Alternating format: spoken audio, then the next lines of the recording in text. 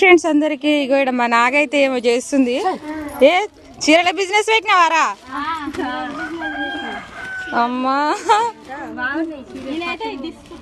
పండగక మా జ్యోతి అది తీసుకుంటున్నావా? బాగుంటది నీకు.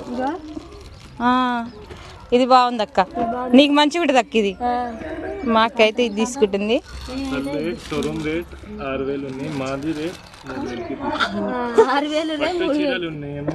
పెద్ద పెద్ద షోరూమ్ లో సేల్ అవుతాయి. RS బరోదర్, CMR, 6,000 3,000 లెక్కేసుకోవడమా? 6,000 3,000 9,000 3,000కి